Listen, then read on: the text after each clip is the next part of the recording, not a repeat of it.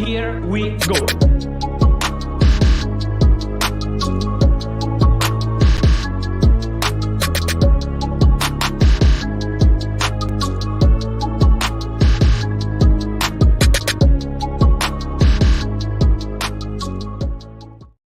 Yes, people, what's going on? We're back again with another video on Egal Talks Football. This week, we're going to be talking about Premier League predictions. We're going to get into that. We're going to talk about Olise rejecting Chelsea and all of the stuff Chelsea have been doing. We have Liverpool fan on, and we have Andrew on to represent Chelsea. We're also going to be talking about Balogun. Where will Balogun be heading? Could he be headed to Spurs? We got to talk about this. We got George also here stopping by to talk about the Man United Spurs game. Staffy's going to be jumping through, and he's also going to have to talk about what's going on with Amrabat.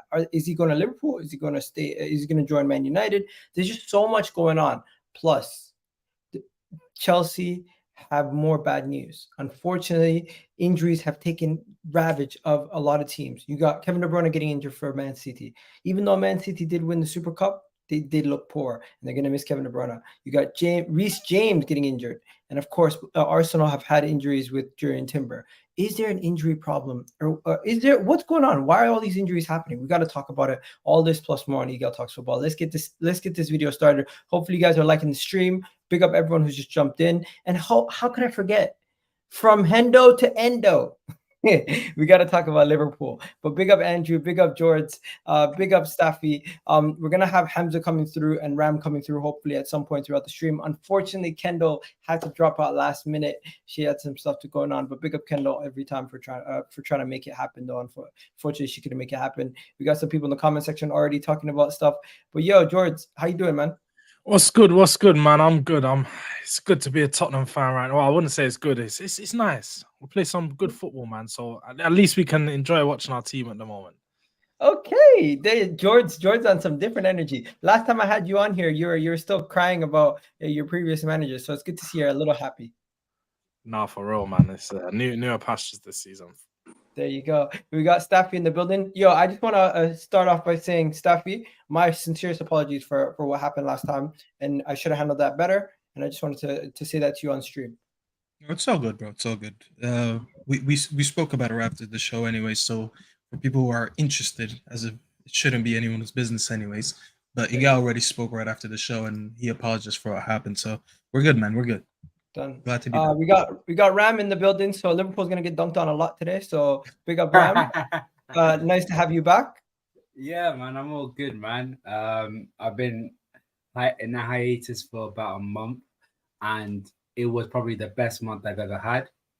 Not thinking about football, I'm thinking about Liverpool, but it's hard not to think about Liverpool when you got these Chelsea fans in group chats talking the way they're talking.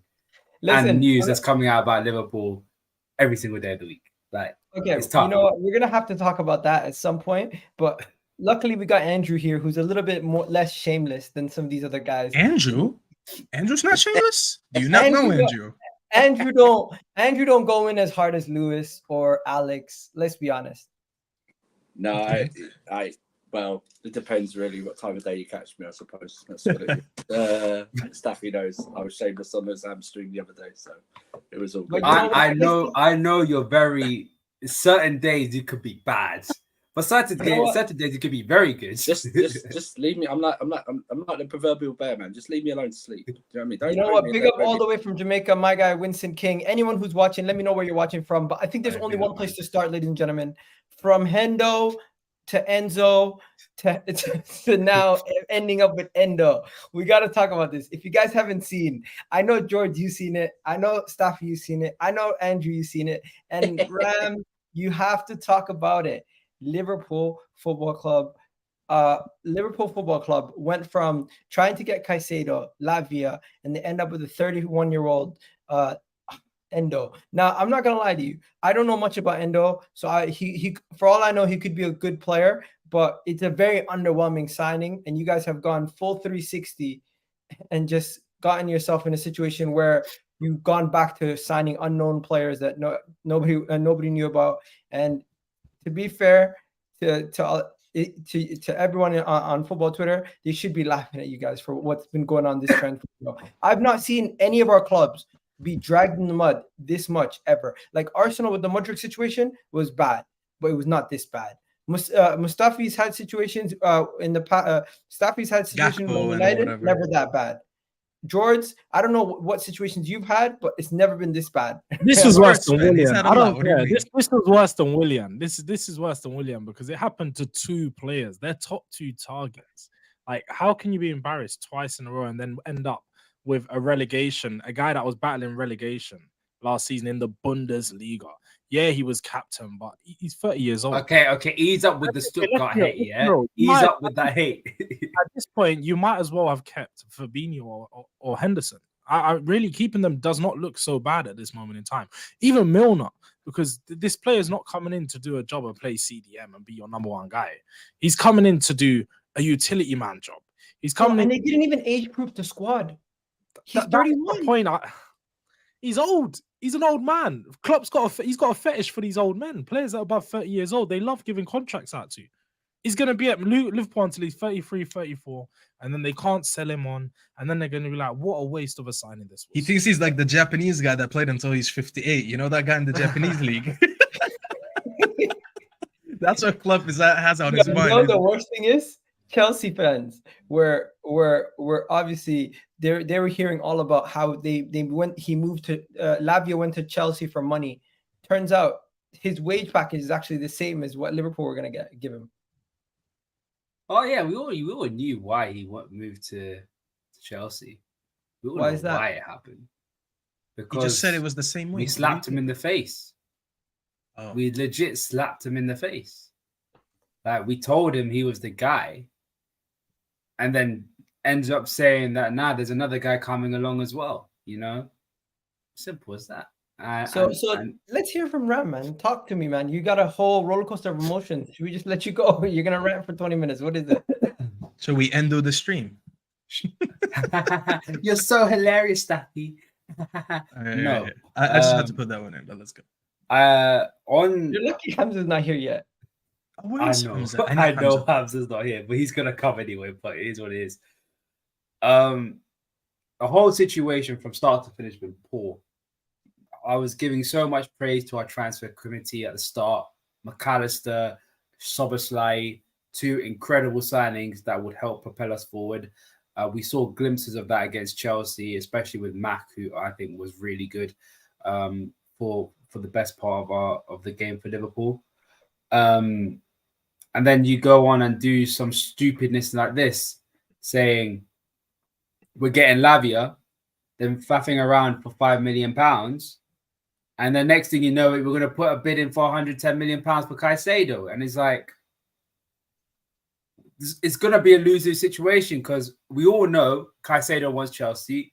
Chelsea wants Caicedo. And he's not going to think about any other club. And at this moment, it's a bad situation because now we're looking at 3rd choices, 4th choices, 5th choices, even 6th choices. And I'll bring back to what you guys said about you best be keeping Fabinho. Like, if you guys know me or know what I've said for the last couple of weeks, I wanted Fabinho to stay. Either way, I wanted to get Lavia and get Fabinho to stay, because if we even get Lavia, who knows if he's going to be in that situation and rise up to that situation? Because Southampton, Liverpool, 2 very, very different kettles of fishes. And having Fabinho there as an insurance policy was the way I was thinking. But yeah. Wait, are you still doing Decore though?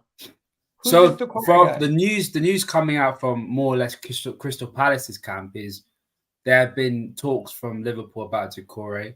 And I think we submitted a bid which got rejected by the club. And we're looking to send in another bid.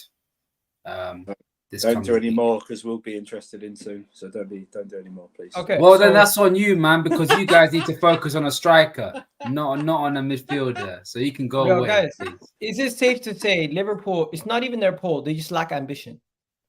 It's not even ambition. It's just getting it done. It's planning, right, Rams? Because let's face it, right? Nobody saw Saudi Arabia coming in this summer. Nobody saw it, right? Henderson going. Maybe there was going to leave or something, but then Fabinho goes. But it's like you don't then secure your target right away. something like that. As soon as Fabinho went, you should have secured Lavia right away. You put in 3 bids. All your 3 bids were lower than our first bid for Lavia. We only put £48 million in.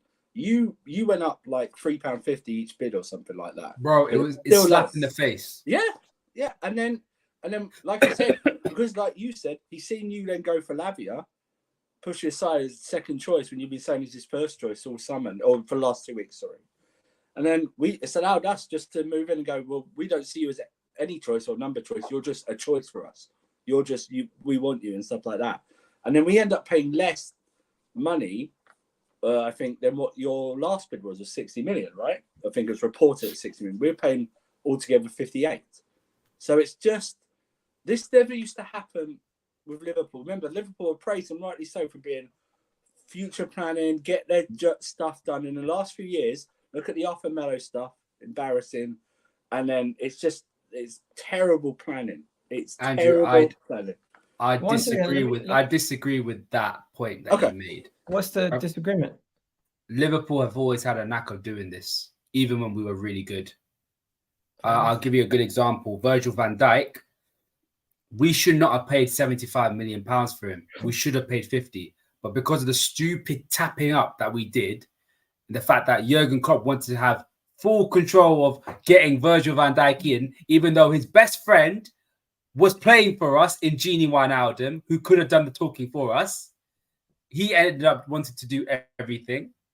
And another point, I think this is more of a case of what's happened with in a similar situation to Lavia and Kais, or more or less Lavia. We messed around with the Alisson deal. We were very, very lucky for Alisson to say that he wanted us only and only us, and that he rejected Chelsea, because Chelsea put in a bid. Chelsea did everything. They did everything. Everything was set. But Alisson was waiting and waiting and waiting and waiting for us. Yeah. And he set a deadline for us. And thanks Salah for that. He got you. He got you, Alisson. Well, yeah. We have to thank Fabinho. He couldn't get them. He can't get them Amrabat, because Staffy, I was just going to come to you on that. No. Salah played with Alisson. That's what I'm saying. That Salah played with Alisson, Firmino, and in Roma. So he got him to come the year after. No, that's fair. That's fair. But then there was another saga, and what brought my attention to this saga was actually your tweet saying that Liverpool, you're not going to get your hands on Amrabat. So I want you to elaborate on this whole situation, because you might know better than me. What's going on with the Amrabat situation, Staffy? Because this is also another Liverpool debacle.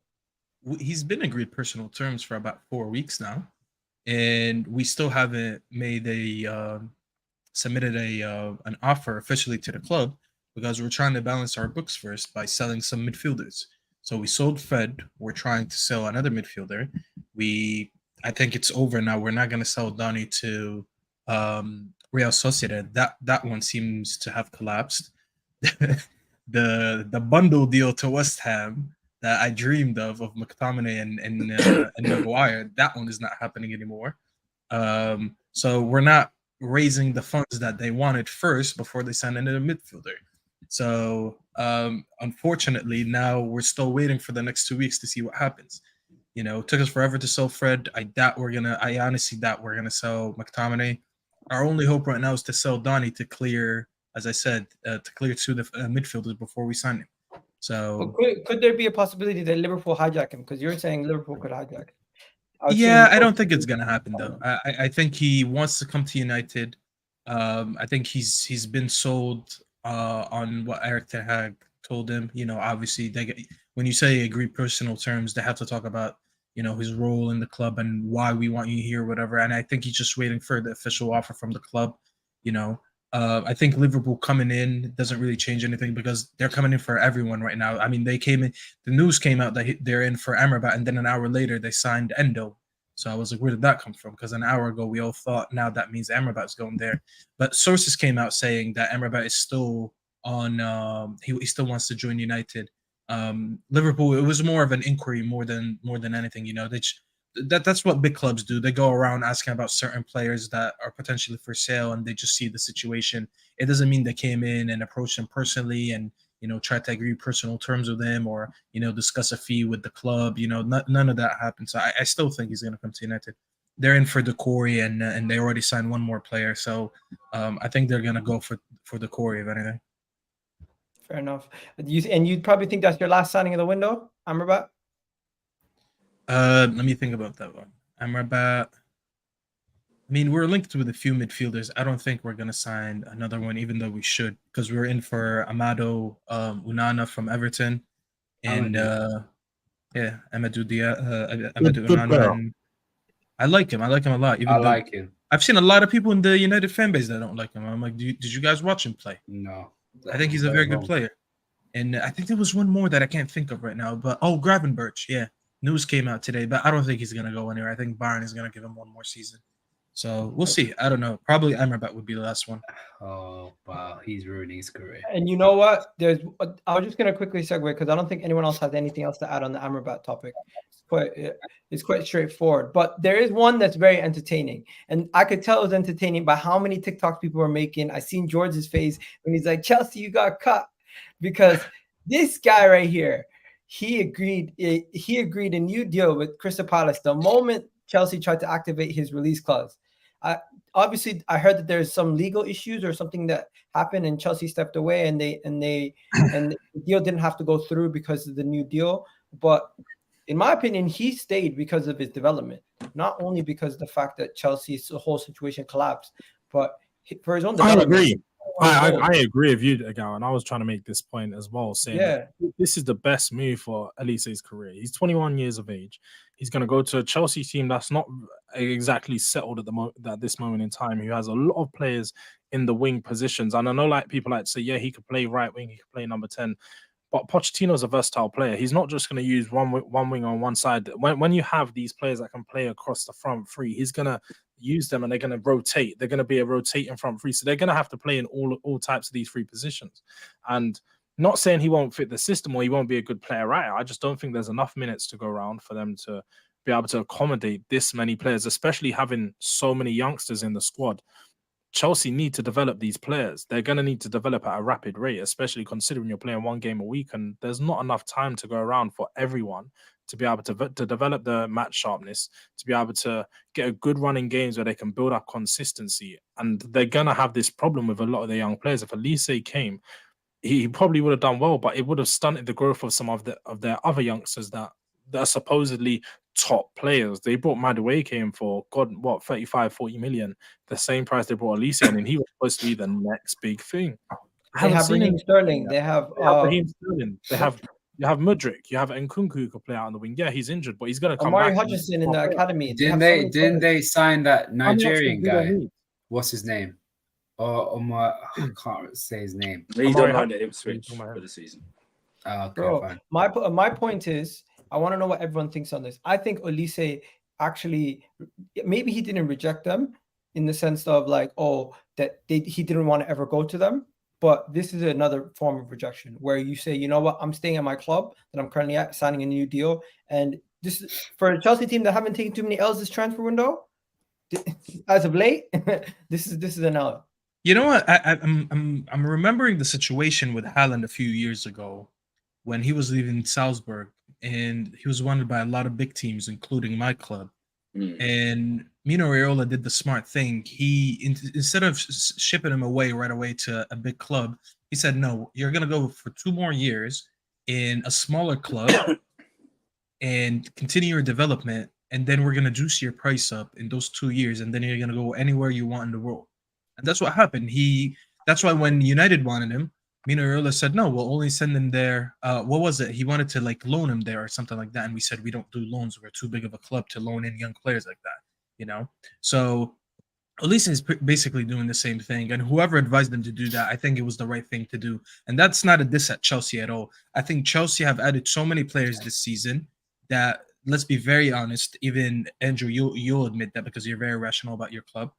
Not everyone is going to succeed, okay? You're going to get to see this season who was the good signings and who's the signings that might need 1 more year. And there's going to be signings where you're going to be like, damn, we shouldn't have made that signing. He doesn't look good. So there's going to be a lot more stability in this club next season and the season after. So let's say Olise does what Caicedo did, which is renew his contract for 1 year and then he leaves the year after because the top 6 club came for him. I think that's still doable. I 100% believe that Crystal Palace told him, listen, we're going to renew your contract just to get a better transfer fee out of you and continue your development for 1 more year. And we promise you next year, we'll send you wherever you want for the right price. So I think next season, if a United come for him, if an Arsenal come for him, if a Chelsea come for him again, even City, I think they'll sell him because his price is going to go up. His development is going to have continued for 1 more year, and it's going to make all the parties happy. So he didn't reject Chelsea for the rest of his life. He just rejected him for now for his own sake. Do you think he might go to City? What's that? What? Do you think he might choose City? Do you think he's holding out for City? I don't think he's holding out for anyone. To be honest, he's not holding out for anyone. He's one of the talisman. Mm-hmm. He's one of the talisman. It's him and Eze's team now. Zaha's gone. Yeah, 100%. Yeah, Eze, yeah, of course. I think it's just one of those things where he more Eze's team than Olise's team. I feel like Olise. I wouldn't say that. Like as he takes the ropes because he's playing in the midfield, in the central position. Central position. That's why. But I feel like Olise is going to be their main attacking threat. But I also think that Olise is just going to accept the move to the first top 6 club that comes in for him next season. That's what it'll be in the next year or two. Whatever top 6 club comes in and makes him their priority, probably more likely be Chelsea again. But considering Chelsea's situation, they don't wait around. They're going to sign another player, and these players are probably going to be established by then. And I don't think they're going to want Olise at this point. So he's just going to go into the move for the first team that comes in for him. I'm surprised. I'd expect a team like Newcastle, to be honest. They're a team that's still trying to build up. They'd be an interesting one. They need someone on that right wing side as well because what's this lawsuit? Everyone keeps saying stop talking if you're not talking about the lawsuit. What's the lawsuit? So this is it. I don't believe he stayed for his development. I don't believe he didn't want to come to us at all. I believe whatever this thing is, whether it's true or not, the threat of it, that Chelsea went, we're not going to wait around and do whatever and not get the player at the end. I believe there's rumours that there's a new buyout clause in this new contract as well. I don't know what that is. That hasn't been reported. I think he got a pay bump and a loyalty bonus as well. I think this is nearly like what Ram said at the start with the Van Dijk thing. And maybe we did do something like that, but I don't believe he stayed with his development at all. I think his development would have been fine coming to us this season because I think we don't have a bloated squad. We have Madueke, Sterling, and Mudryk to battle for in those wing positions. That's it. So I believe it's that really. I believe he's been, because you can tell he's not really enthusiastic when he's signing that new contract today. He's hardly smiling at all. So I believe Madueke's not. First of all, Madueke's not rated because he's unknown. No, he can't really rate an unknown player. Do you know what I mean? So no one overrates Madueke. He's not unknown though. It's not that he's unknown. He was a Tottenham Academy graduate who then got shipped out to the Eredivisie, and he's had a fairly stable. He's been a fairly stable player in the Eredivisie at PSV team, in which other players like Cody Gakpo have got to move to Liverpool and started to thrive. And you've had players like Anthony Go on. Madueke got mentioned twice when he was linked to Chelsea and when he's been found on career mode on FIFA last season. That's all he's been mentioned. Not mentioned any other time. That's maybe in the Chelsea fan base, but again, I'm a Tottenham fan where he was a Tottenham Academy graduate, and a lot of players, a lot of people were watching Madueke when he went to Fayette.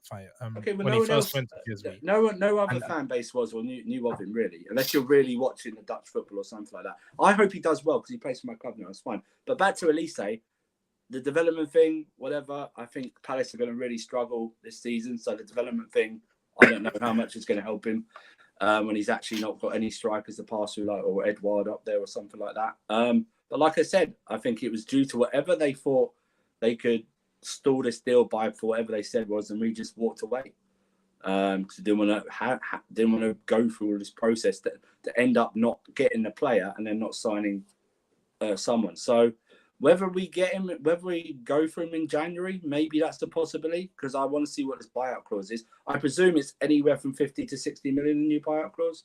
It has to be. Right? I don't think they put a buyout clause now. They're going to. Well, that was the rumor. They put a new buyout. The rumor is that they have, but that's the rumor because you got to think because I think they were trying to hide whatever buyout clause it was, and my theory is that the player told us what the buyout clause was, and then we've gone in with that bid. and Palace haven't liked it. And that's Olise's fine. agent is really good, making sure his player doesn't get stuck in Yeah, the same that's situation that Zaha did. see, this is an agent doing a job. Unlike Caicedo's agent when he signed a new contract, this agent is doing his job by putting a buyout clause in there, right? Or release clause, whatever you want to say. That's an agent's job to do. That's what so if he does play well next season, and he's balling out, and it's only 50 or 60 million in today's market, it will be a bargain. You know what, Andrew, that's the same thing that happened with welcome Haaland. to Hamza, by the Was way. it? Pick up Well, Hamza he's for jumping on. homegrown, and he's also got another 8 years left in his 21. legs. 21. Yeah. Big up Hamza for jumping on. I was just going to welcome in, and everyone in the chat. Hopefully Thank you guys you, are man. doing well. Make sure you let us know what you guys think about the next topic we're going to discuss. Hit that like button also. I don't know if you guys heard, but Hamza's team have just won the Super Cup. Congratulations for winning the Super Cup. All right. A lot of people are going crazy. They're now saying they're the big. What do you call it? You're saying you're the best team to ever do a treble.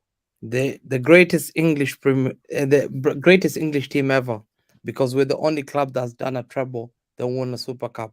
No one's ever won, and no English team has ever won a treble that won a Super Cup. Fergie's team lost the Super Cup. Not only that, they lost the World Club Cup. So if we do the World Club Cup as well, They won the Intercontinental Cup.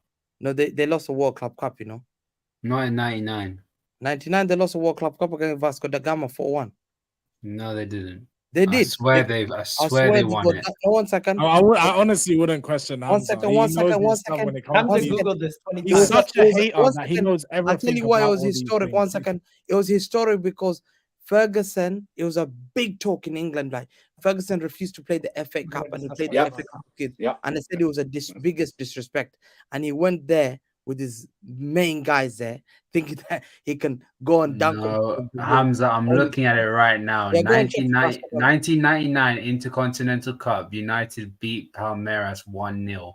Yeah, Intercontinental Cup is different to World Club Cup. They lost to Vasco. It was called the Intercontinental Cup at that this time. Guys are fraud. What do you mean to fraud? No, I'm just it's not. telling you It how was it is. different. Different. Rams, you're the worst Liverpool fan I've ever seen. Are you United fans or something? Bro, I'm telling you facts. Bro, go and check it now. World Club Cup. Hamza, the Intercontinental was the Club World Cup in 1999. No, but what? He's not lying. I've just Cup. searched it out. Yeah. Club You know, World big Cup Man United still are. You got champion. Yeah. Why did they lose Hamza, to you Vasco got da caught. Gama in frauds? Hamza, you got caught. Look. No, 1 second. But there was 3 cups. I'll tell you why. Okay, let me tell them. In Intercontinental Cup was different to World Club Cup. Go back to that. No, I visual, don't think please. you guys realize what he. So they qualified. Go back to that visual. They qualified to the World Club Cup and they lost the World Club Cup. See how worldwide has the FIFA Club World Cup and Intercontinental next to each other. No, but Intercontinental was a little thing, man. No one. That's why they banned it. They removed it. Why do you think no one? Who cares about it? Who cares about Intertoto Cup, Intercontinental? No one cared about those kind of cups. Listen, the World Club Cup was the main cup that they went to Rio de Janeiro to play the Vasco. They played Vasco, and they played there was an Arabic team, there was a Mexican team, and United lost 4-1 to Edmundo and Romario. What are we doing? How come you guys don't know this? I'm shocked people don't know this. Hamza, people don't go back and Google it just to slander people. No, I watched it. I was a little kid. Wallahi, I watched it. I remember because I was anti-United. I hate United. And I watched Yo, you want to know something, Hamza? Dunk on them. This is what Hamza was. This is what Hamza was an Arsenal fan. I don't know. Did anybody watch the game yesterday?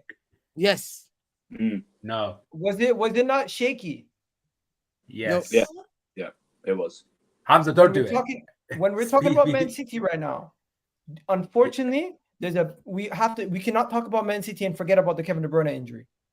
Okay, let's talk about yesterday's performance. I think, listen, big up Man City, first ever team to have won the treble in the Super Cup. You can't pick yourself up. England. Listen, at the end of the day, we played Sevilla. We played them in the group stages. We dunked on them 5-0. We sent them to Europa League. These guys finished third in our group. We sent them to Europa League. They conquered that. Then we caught them up in the Super Cup. But the problem is we lined a lot of our youngsters. We didn't have Gundogan. He's left our club. We didn't have Mahrez. He left our club. We didn't have Kevin De Bruyne. He was out. We didn't have John Stones. We did not have Diaz. We did not have. We had 6 players missing. We played the likes of Cole Palmer. It was a complete, and we gave youngsters like Cole Palmer. But listen, big up to Cole Palmer. Big game player. If you talk about big game player, this boy delivered again in a big Super Cup. No disrespect to anyone. So where's your Haaland? Listen, I heard 8 finals, no goals. Haaland didn't score, yeah, but Cole Palmer, you have to big up to Cole Palmer. 1 second, Hamza, you're the guy who makes fun of Thierry Henry and says he doesn't score in big games. But yeah, it's another big game, and you need Cole Palmer to help you. No, listen, 2 finals, he scored 2 goals already. Yeah, I hate that I have to be the villain here, but wallahi, hypocrisy. But listen, Haaland doesn't need to score finals. When you're scoring 50 goals and you're dunking on Madrid and all that stuff, I don't care. It's a flat track bully then, yeah? Me or Bayern Munich, he's already done his job. He doesn't need to turn up. 1 second, Then George flat track bully then. George, listen, has he ever called out Henry? All the time. I would say this, yeah, he's a very big fan of Henry. The greatest player ever in the Premier League. He's a very big fan of Henry, but he does call out Henry. Yeah, I call him the greatest. Does he not call out Mo Salah? No Mo Salah. I rate them. I respect him. He does rate Mo Salah. He can't take a gripe on Mo Salah. But let me on 1 second. Egal, learning lesson. Saka needs to perform in big games. UCL's gonna be there. In open play. How the hell do we get from wait. Don't do this. This is one thing I won't let Hamza do. He has been campaigning for Saka to be his right winger for 2 seasons. For 2 seasons, he's been campaigning for Saka, and he said Saka's gonna go. He still to this day believes Saka's gonna go to Man City. So you think Cole Palmer is better than Saka now? Listen, no, Saka's a good player, but he needs to perform big games. All I said, I'm calling him out. Big games. I need to see. I don't when you need him in that UCL game, I don't want to say he was one of the worst players. So big game again, 3rd year running. We're giving him the credit. Score against Nottingham Forest, but we need to see Saka big game because I want to see Saka succeed. I want to see Saka succeed. It's coming from the bottom of my heart. I rate the guy, but I just think clutch moments are made for clutch players with great. Listen, he's a top player. I'm not saying, but when you need him, Egal, don't protect him. If he lets you down against the UCL and you get knocked out in the quarters, we will look at that and say, where was Saka? Cole Palmer, 2 finals, 2 goals. Respect to Cole Palmer. You know what? You opened the door to talk about Arsenal, so we're going to talk about Arsenal. First of all, shout out to Henry. Happy birthday to Henry. What is he now? God knows, but big up to him. I'll have to figure out how old he is. I think he's Premier League's greatest ever player. Shout out to him. And probably a bunch of you guys do agree. Hamza's first legend, bro. Just say when he was an Arsenal fan, man. Yeah. Hamza presence is on fire. Sean Gotter. Guys, we got to talk about KDB's injury because KDB's injury changed the game. And what opened my eyes was their performances without KDB and how this midfield at this moment in time and this attack, there's a situation that you guys need to look at. I don't know if you guys have taken in Man City's team. This was Man City's team yesterday versus Sevilla, right? Kovacic and Rodri, Phil Foden can't do all of it by himself. At least with Gundogan, he could pop up and score goals 7 games straight. I don't see as many goals coming from Kovacic. And creativity-wise, what happened to all the creativity? Now, if you put Bernardo Silva in this front 3, it looks a lot better. But then you go to the bench. What happened to your bench, my man? It used to be a situation where you'd have gunmen on the bench. You really only have who? Who do you have on the bench that can come on and make a difference? What happened? It's only literally that game. You had nobody really put on your bench. And Egal, this is what I say. When I keep saying City are basic, the way we're winning leagues and this title with like a small squad, people need to understand. We never replaced David Silva. We've never replaced Fernandinho's replacement was never replaced. I didn't see that. Calvin Phillips is not good enough. Fernandinho needs to be replaced. So we need like 3 or 4 players. But listen, Rodri replaced Fernandinho. No, it wasn't. Rodri and Fernandinho playing together. So hold on. When Rodri gets injured, who's gonna play for him? Who's gonna play for Rodri? That's not my problem. No one. That's yours. That's what I'm saying. Phillips? You guys got You got Declan Rice. You mean you don't have a and Rodri? You mean Jorginho. you don't have a Rodri? One second. So Hamza, I need a straight answer. Has the Kevin De Bruyne injury made Arsenal's title hopes better? Yeah, Arsenal are favorites now on the basis of the squad that they have. This guy. You're so Okay. shameless. No, I'm not being shameless. I'm not being. Absolutely Wow, shameless. listen, compared to the squad, you win league titles with squad. Have some shame. City need to Wait, sign. hold more on. players. Hamza's not Hang wrong. on. This is No, Have Wait, some wait, shame, hang on. Hamza. Wait, Have hold some on. shame. Let me defend Hamza. Let the man land. So the man said Arsenal are now the favorites to win the Premier League because Kevin De Bruyne is injured. Yeah, because But we have our own injury in No. Timber. You've got like 24 squad. Today I saw space, people up Arsenal fans up because Timber's injured, we need another player. You've signed so many players. If I look at your bench, you're solid. Don't worry about it. You don't need any signing. But for us, if you look They at our signed bench, 3 players. look, bro, but January No, they signed. 4 if you How many include players Raya. did they sign? How many 4. players did they sign in January? Or if Oh, you yeah, I include forgot Raya. about him. Plus That's January- backup. That's backup. January Okay, they so 1 second. I just want to know before we go any further. Everyone agrees with the statement that Arsenal are now title favorites because of Kevin De Bruyne's injury. Because Nope. I think a lot of you guys still might City have a disagree. small squad. I think City you has a should. small I'm not squad. gonna lie. I don't think Hamza's wrong for saying that. You guys were right there on their tails last season. Sorry, you weren't even on their tails. You were leading the whole time, and then they just snatched it towards the end. You guys have signed Declan Rice, Havertz, and yes, okay, Timber's injured. I'm not gonna lie, it's so bad. So, but they lost. Who's more essential for his team, Timber to Arsenal or KDB to Man City? I think we'll all KDB. easily say KDB. What But was then that? you always had Gundogan coming off the bench when KDB is out. There's no No. Gundogan no more. Mahrez is not there anymore. Mara's not there. So they lost a No, few they're players. okay. They have from- Cole Palmer, better than You're Saka. about to sign Doku, my guy. You're about to sign So- Doku. See, Alright, see, Doku so is gonna Egal, be so a problem. now Egal who's is being Doku? shameless. Wait, hold on, Egal, now you're being shameless because now you just said Palmer is better than Saka, but then when someone attacks Saka, you want to defend him. So Exactly. I honestly, for once, think Hamza has a very good point. You know, because who lost more players? Just compare it to last season. Who Us. lost? If you're comparing it to last season, they lost KDB for the season, basically. Gundogan, Mahrez. Who else did you sell, Hamza? Did you sell any more players? Fernandinho, you guys are guy. No, Calvin Fernandinho's Phillips, They might lose to Newcastle this week. That's why I wanted to bring Kendall on the stream. Where is she? I That's thought it. you said she's gonna be on. She Laporta. couldn't make it, unfortunately. But yeah, pick up Staffy TV. If you guys don't know, check it out. We got the link. in the- Egal, This can we is stop? ridiculous. Can we remind ourselves that you signed a false footballer in Kai Havertz, man? Can we just remind ourselves that he's not even a footballer, man. He's just a hologram. Can we like? Ram, why are we talking about this right now? One agenda at a time, bro. Bro, it's not an agenda. He's shit. But why are we talking about being shit right now? He's played Why? decent the first game of the season. You're talking about squad depth, right? And we're hearing stuff like Kai Havertz is going to play here, here, here, and here. How do we know he's going to be an actual success under Arteta? We've seen him in the Prem. We've seen him. They got super Arteta. He knows exactly what Not they a need. good player. Okay, so Tierney's leaving. I would gladly take Havertz. So that song doesn't even work anymore. All they said is we got Super Mick Arteta. He knows exactly what we need. He gets what they need, and now you tell me not to trust him. I don't know. Do you want me to criticize him, or do you want me to just trust him? I No, I'll be I don't like, what's wrong understand with Ross. you? You could be like, what's going on in your head to get this kind of player?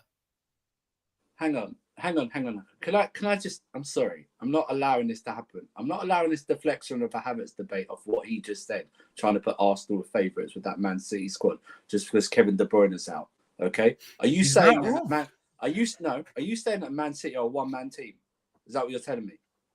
Kevin De No, Bruyne's I'm out saying for a they're one-man team. more. They're No, more you know, sorry, susceptible. no, I'm you saying look Man out. City. He's I'm asking saying for Man out. City are more susceptible to injuries this season. I'm sorry. They I'm don't have sorry. as good of a squad. If I'm a Man City fan and I'm proclaiming this is the greatest team to ever win, this is the greatest treble winner to ever win, I've got the greatest manager to win, I've still got the best squad in the Premier League.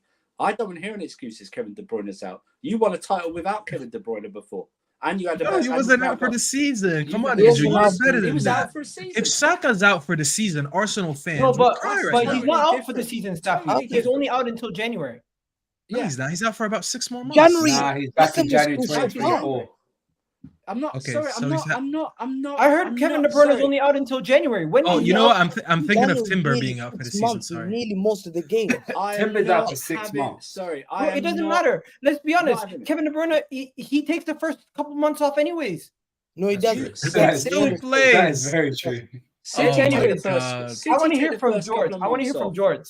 George, what are you saying? Which Ridiculous. shameless message do you go for? Arsenal Don't be favorites now biased. because of the injury, or do you think we have our own issues?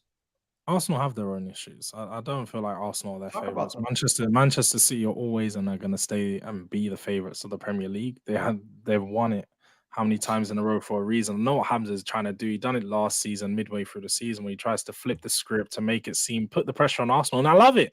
I do love it. You got to put the pressure on Arsenal because at the end of the day, Manchester City are missing one of their biggest players. Let's be real. I personally don't think Haaland plays. He's half a good. He's literally half as good as he is without Kevin De Bruyne. When De Bruyne's not there, there's no player that's finding Haaland. There's no player that's putting those balls into Haaland like he can. Not saying Man City don't have the quality to back it up, but the way that they play is very different when Kevin De Bruyne's not there. I just don't feel like they have someone that can thread the ball like him. So they're going to struggle without him. They're not going to be the same team without him. But Arsenal are being the favourites. That's a stretch. Though I do think Arsenal need to replace Timber. I do think you guys need to go out there and bring someone that's good quality in to replace him. And then eventually, look, when Timber comes back, Timber's going to be challenging for the spot again. And it needs to, you guys are essentially trying to become Man City. Let's be real. You're trying to become a powerhouse team that has multiple good players in multiple positions, like Man City having Walker, Cancelo, and then having you need to be able to have a fixed squad of good players that can all be first team, especially when you're playing Champions League, Premier League, Champions League, Premier League. Next season, the Champions League is going to be more games. So you're good. The importance of having two squads is even more like you're going to need to have two squads no matter how, like, you need it. It's 100%. So bringing in another player is not going to affect Timber's development. He's still going to have a lot of game time, and it's going to eventually push Arsenal on because Tomiyasu's injury prone, Kieran Tierney's injury prone, Zinchenko's injury prone, Ben White, yeah, he's good at right back, but if he goes out, then you've got no other options, and you're going to be in a hard place. We're going to get into Arsenal right now. Let's just go to the super chat. Big up my guy, Liverpool till I die. FSG out says, if you don't predict them to be first, they can't be favorites. Two statements can't exist. Let's be serious. Timber, Jesus, Zinchenko were out. Laughing. I'm kind of confused. Is he saying Man City or is he saying Arsenal? I think it's about how if Arsenal's meant. If you didn't predict Arsenal to be first, they can't be favourites. Yeah, but that prediction was before the injuries. I don't think Hamza's wrong for saying that. I really don't think so. The thing is, they don't understand that the fact that if Arteta doesn't win the league this year, he has to be questioned now. I thought he was about to be sacked.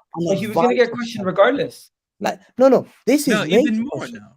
Like, this has to be questioned. Like, is that the furthest he can ever take Arsenal? Yeah. Is he a Ranieri, basically? Yeah. Is he a guy that cannot take them to that top level? Is he a guy that cannot take them to their top level? And the question is, when Gundogan was out, yeah, and he left the club, when the likes of Mahrez left the club, Man City went to recruit players like Doku, a nobody that you guys don't know about. I know about him. You Liverpool fans, you know about everyone who's mid-table anyway. That's what you love signing. What are you on about? What are you on about? I only knew about it because he scored on his debut for Belgium. Stop it. Listen, but behave yourself. Don't do that. Paqueta finished 12th with West Ham. We recruited him for Gundogan's replacement. Yeah, this is most likely. And we had KDB out. We had the likes of Cole Palmer. People like Oscar Bob and all that guys on the bench. Sergio Gomez, Calvin Phillips still not. Oh my God, Calvin Phillips still the same. We often give people the second season good. The fact that I didn't see Calvin Phillips in the preseason, not playing a single minute, makes me worry. The fact that I did not see Calvin Phillips playing the Community Shield made me worry. The fact that I didn't see Calvin Phillips, a cheerleader, I'm not gonna lie. Burnley And God, Sevilla. let me get my He's violin. just cashing in Let me checks. get my violin. We He's know the exactly cheerleader. what You know what? Rams is doing. Let's stop for a second. Egal, you know Theo Pinson. You got that reference. He's there, Theo Pinson. The guy, you know Theo Pinson from the Knicks and Brooklyn. The guy that just dances on the bench. Oh, yeah. That's when Calvin they had Phillips. the Brooklyn man, cheer man. squad, basically. Yeah. That's MFC. Calvin Phillips. He just Alex. celebrates. Like literally, man. Can he's you not talk playing. about what does he want to talk about? Egal, good evening. Please can you help me? What can you help me talk to Edwin Mikel Arteta about kudos from Ajax? It's a very good player, and we need him my because God, he you can need play another these player. 3 roles. Hamza, we want more players. Everyone wants to strengthen their squads. I just want to say this. I agree with George, and Staff even mentioned this. 1 second, bro. Let me just land. Timber's injury kind of changes our season slightly because we signed him. We signed him. This is not an excuse. I'm just telling you guys. We signed him in order to strengthen our defense. Now that he's injured, we're back to square one almost. I understand why we're looking to potentially go sign either Benjamin Pavard or somebody else in that position. Now, I don't want Benjamin Pavard because I feel like he's kind of slightly overrated and he's living off his hype of what he did in France. Yep. And I don't think he's a player Also, that Milan put a bid in for him today, so and it got rejected. Yeah. What I want is I want the club to sell Balogun, even if it means sell him to Tottenham. I would sell him to Tottenham. Wow. I almost choked on my water there. Come on. What, you don't want Balogun? Because Balogun's linked to Tottenham right now for 60 million, by the way. No. What I've heard is I've heard Tottenham apparently inquired about Balogun. Bullshit. I've never heard Tottenham inquire about any Arsenal player in my life. And to think that we would inquire about Balogun, a player that we know Arsenal's already holding out for a top fee on, we would never negotiate. I would love that transfer. Yeah, it's mainly the I other way I around. personally, I wouldn't want Balogun. I don't feel like he's a player that I'd want to bring my team. I'm not saying that he's bad or he's a decent talent, but if I'm bringing in a striker, I already have one in my mind, and it's only Gift Orban. That's the only striker that I feel like we need to bring in. That's a real talent there, and that's a real talent there. That's not going to cost him 60 million. It's not going to cost us 60 million, and it's going to bring you just so much more. Honestly, but think about it. If you did sign Balogun, Premier League proven. He's not Premier League proven. One second. He's not Premier League proven. He meets the English quota, right? He would cost 60 million, yes, but he'd meet the English quota. You'd basically replacing Kane's spot in the team, and you'd be putting a lot of pressure on the guy. I don't think he could actually deliver yet in the Premier League until you've seen him. So he's not worth the 60 million, in my opinion. And if you guys bought him, you guys would be taking an L. Because you'd be buying a player from Arsenal for 60 million that we were trying our best to just get 35 for.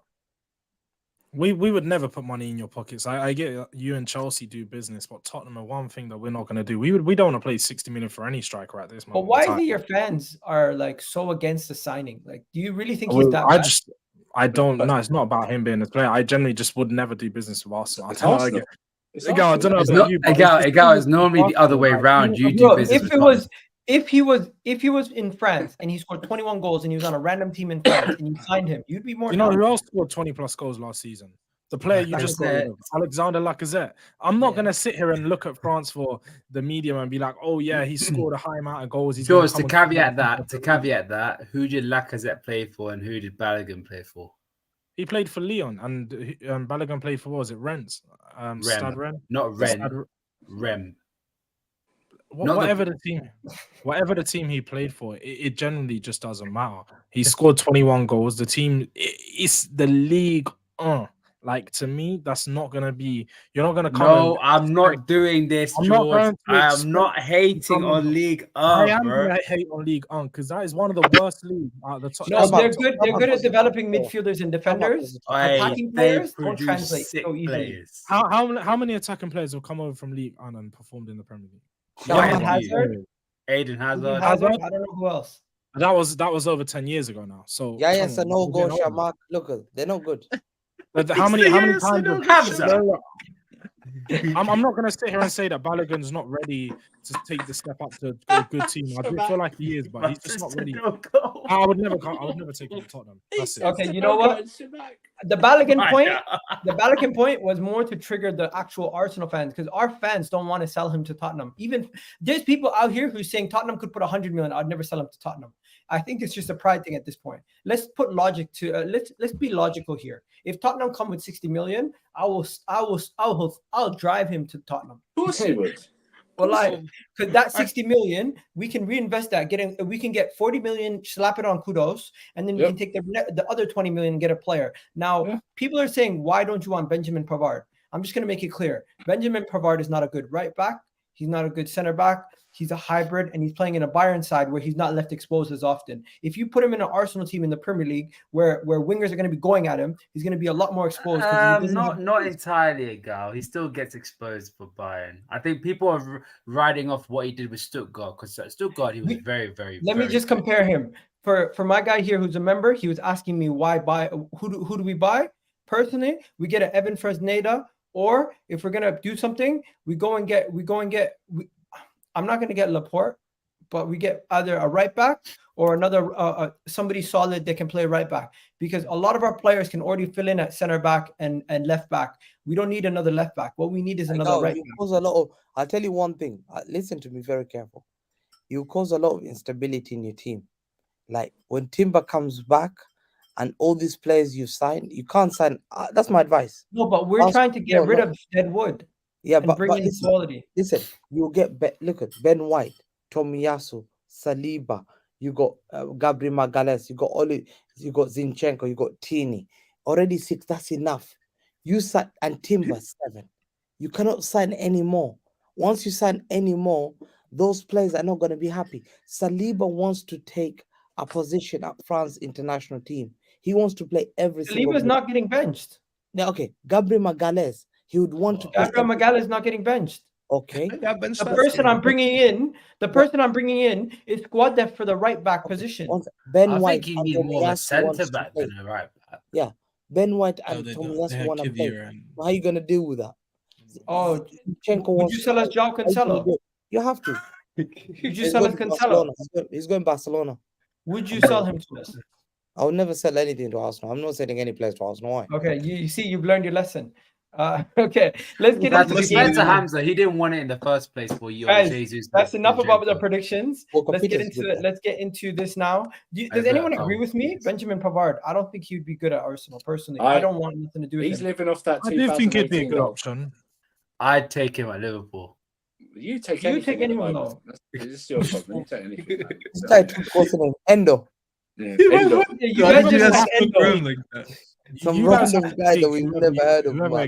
Hamza, I celebrated last night by having Japanese dinner. Wallahi, I had to celebrate that. Oh my God, my man had a Japanese meal. Wallahi, I had Japanese. I was like, you know what? These news are so great. I have to go right now and get Japanese. Sushi. I had teriyaki.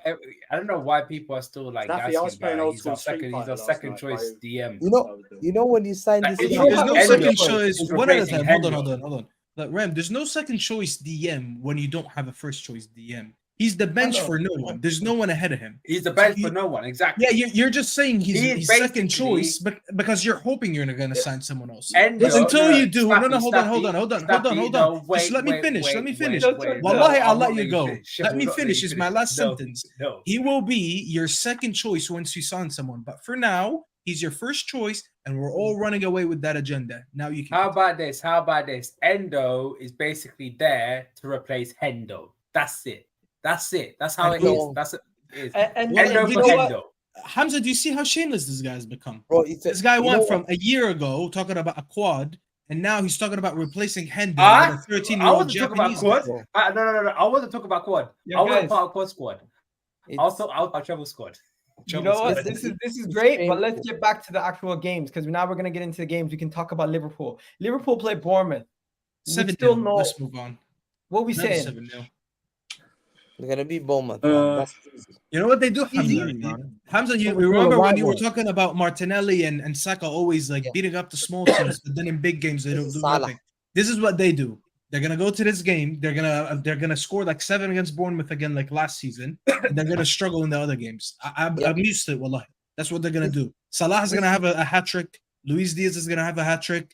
Jota's gonna have a hat trick. Ram is gonna think he's gonna win the league. And then they're gonna be back to business the game after. I think when I'm winning the league, when I see Kimmich as a Liverpool player, That's Okay, never so- going to happen. Yo, Endo's didn't gonna didn't score a Bournemouth penalty. beat them last year? I swear Bro, they Bournemouth beat beat them them 7-0. last year. No, Oh, they yeah, beat them away. 7, Egal. Nine. No, is that Nine. yes, 9 as well. Nine. It's You beat 9. them 9? 9 0. Wait, Yeah, you didn't 9. beat them 9. You beat them 9. 9 0. We beat Was you that the 7. game? Hold on, We was beat that? you 7. I- We beat them 9. I thought you won the 7 started. twice this season. Wait, was that the game that Salah had no returns in 7 is FPL? Yeah, that's a Bro, game I'll where never everyone forget got that. There pissed was one because he point last didn't. year. There was 1 point last year where 50% of their like 30% of their goals came against two teams, Rangers and Bournemouth. Yeah, Oh, they beat yeah, Rangers. because we That's beat what I'm them. saying. We Hamza, they beat them do that a lot. 7-1. Yeah. Okay, so everyone's going high scoring. What's your prediction? The actual predictions. I'm going 2-1 Liverpool. I think it's going to be a close game. 3-0. It's in Anfield, isn't it? Yeah. 4-0. 4-0. Andrew? You don't have a midfield, so hold that. 4-2. Hamza? They're gonna win 4-0 and then unveil Endo as a midfielder. He's Oh going to take a my penalty. God, He's going you to take a lot. penalty. So he's going to take You They're lot going to are win so 4-0 and sad. then unveil You're Endo. actually sad. You actually a bunch of saddos right now. All you What can you think saying? about is Endo. Oh, we're gonna unveil Endo to Anfield and all that shit, bro. You just such a bunch of He's gonna saddos walk right in there. down the pitch like we did with Casemiro so when he walked in shameful. with the jersey. Remember that? He walked in with the jersey and Old Trafford clapped him off. They're gonna walk in with the. And no one Scarf cared. around- No one cared. scarf No one around cared. the- Captain. Future Oh, No captain. one cared. Are you crazy? Yeah, no one cared. Bro, that was massive for What- Man United when they Casemiro unveiled. and No one Varane? cared. And literally no People one saying cared. 2-0. People were talking about Palace 2-2. We're not drawing versus Palace, bro. Stop it. Let's I'll get say into the 3-0. I think. I hate surely- Monday games. I hate Monday games. Oh, am I Why? not allowed Why my are we playing prediction on account? Monday? Am I not allowed to predict my game account? Yeah, Oh, let him I'm enter sorry, his I'm sorry. prediction. That Ramgo so he can I move think on it's from gonna be a this 3-0 win to Liverpool. I think Szoboszlai is gonna score a free kick, and Salah's gonna score 1, and Gakpo is gonna score 1. And then he's going to point to the stand where Endo's sitting and say, "This He's is gonna you, point bro." at Ram. He's gonna be like, I scored that free kick for you. Okay, My Ram, guy. we didn't need all these details. You can Let's- dream about it, bro. We don't Big care. up. Let's Shibboleth. get into Crystal Big up Palace, Shibboleth. Arsenal. Guys, Arsenal, Crystal Palace. You guys think this is a banana skin? Because we're playing on Monday. Tough game. Crystal Palace away is always a tough game. 3-0 What's your Arsenal. I could see this being a very low scoring affair. And if Of Crystal course you Palace, do. if we let Crystal Palace score, a team that barely scores, their defense is solid. They shut up shop. They're very annoying. If you play Partey at right back, oh my god, this is gonna be funny. It's actually gonna be funny. I'm sorry, guy. No, Elise, he's out injured, so you don't have to worry about Elise. So he's out injured. Yeah, it's gonna be. No can't Zaha. play he's Partey not there right back. anymore. No Zaha there anymore. Please do. They I only beg Is Arteta it to play him right Lerma they back. bought on a free transfer so far only this summer? Yeah, I think so. So that's Crystal it. Palace might be in trouble. You're right. Yeah, I mean, I know they scored a lot of goals at the back end of last season. I just don't. I know they won last week, but that was against Sheffield United. But I think you got a very comfortable 2-0 win, but a very comfortable 2-0 win. No love for Roy, man. No love for I don't Roy. feel like No, there's no I'm looking comfortable at Selhurst Park, man. I feel like Yeah, there is but no if you look at the comfortable there. team, man, they're not. Crystal Palace don't scare me anymore. Oh, Like, they signed. they're not They did scary. sign another player. They signed a Then- guy called Mateus. Crystal Palace França. never an easy game for us though. yeah, Yeah, Crystal that's what I'm Palace gonna usually say. is I feel an like- annoying. It's annoying ground to go It's to. just I'll loud. tell you that. But It's just just like loud. recently, I don't think they've done anything. just you know? local. It's been a while. Yeah, I wouldn't be surprised if I see Hamza in the game because Hamza like, will we're talking about definitely be there. Crystal. Don't worry about that. Hamza's Crystal been named Palace- before. He's Well, gonna look take for- a video of the He's gonna wear his wall. half and half shirt. That's what he's gonna wear. No, Hamza, bro, I'll tell you what, you're gonna see Hamza in a balcony behind, like in the stadium. He's gonna have like a plate of dinner. He's gonna be like, "Oh, my Crystal Palace fans made me dinner to celebrate the treble and the Eze Super hat Cup." trick. Get out of here, bro. Tui. I don't want Eze to score. He's not gonna score. He's clean sheet. I'm telling you, Arsenal's gonna get a clean sheet. We're gonna come out of there same score as last year, 2-0. But it's 3-0. gonna be a very scary 2-0. It's gonna be a 2-0 where I everyone's don't gonna think say, you keep "Oh, a clean sheet. 3-1, What? I would say. they don't score goals." I don't think though. you keep a clean sheet. You They don't don't keep score a goals. clean They score goals. They're not. They do score goals. They always pop up with goals. That's the thing, man. You got players like Egal. Edouard and Elise creative. Big Eze's up Jordan creative. Ayew, man. They do- Elise's injured. Jordan Ayew, like No, they but have I'm players saying, that pop based up on the with goals. run They of the don't score season, a lot. They're one of the lowest scoring teams usually. So Yeah, I'd say 3-0 Egal. Then you're going to be surprised how dangerous they are. It's not going to be. It's not going to be a cakewalk. I'll tell you right now. No, It's not going to be. It's going to be a even Man City's treble winning side went there and won 1-0. No, you're going to slap him, Egal. I would love to go and slap them, but we'll have to see who's going to start up top. Is it going to be Havertz? Is it going to be Trossard? I think it might be Eddie Nketiah. Better not be that false footballer, bro. Anyways, For your what's your prediction? Quickly.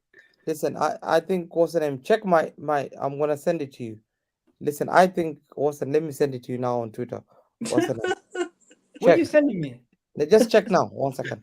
So basically, I'm Palace tomorrow. I'm Palace. I even passed there today. Listen, we're definitely Palace.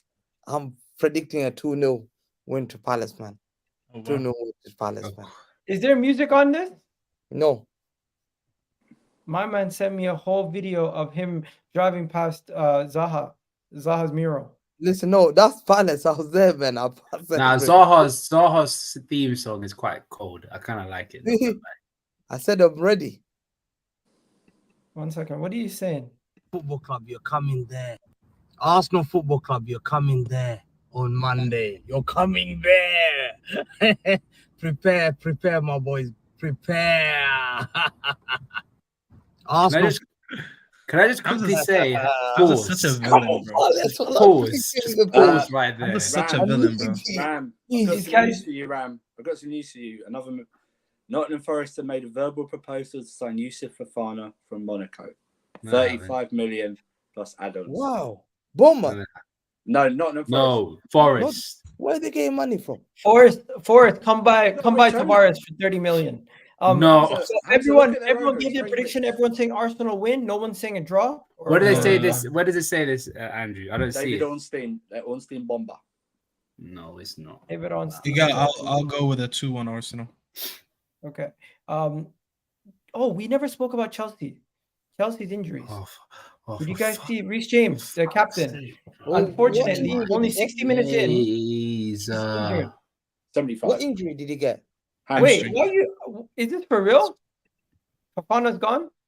They put in a verbal bid, so verbal proposal. So it's not done. Say, well, Liverpool in the mud again. 35 million. 35 million. Not really Liverpool in the mud. It's more like myself in the mud because I wanted this guy. Liverpool after him. Hamza, they're losing. Now Liverpool weren't. They just inquired about him, but they weren't any. Hang on a minute. Hamza, they're losing targets to Nottingham Forest. You understand how bad this is? But for the last time, oh my goodness, it's more of an L for myself than my football club. Get that in your head. They could buy two windows at that price. I think everyone can say to themselves, this window, I love just sitting back, relaxing, and not seeing my club in the drama. Brother, you don't know how much I loved August 2018 when I saw all you people spending stupid money for stupid players that didn't even work for you. Relax. Why are you rattled? How much I envied that. Why is he so rattled? Look at him. You had a good few years. Ram, didn't you just say you came back from vacation or something like that? Yeah, exactly. And you relaxed for My a month? man got stressed. He's stressed an hour in. People, man, I hate you. I've never seen George more relaxed in a stream too. I hate all of it. You know, no one's coming for Tottenham, man. I can be chilled. Like I ain't got no words for my team. Yeah, man, you got a draw against Brentford. Was half of the jokes for your team, you know.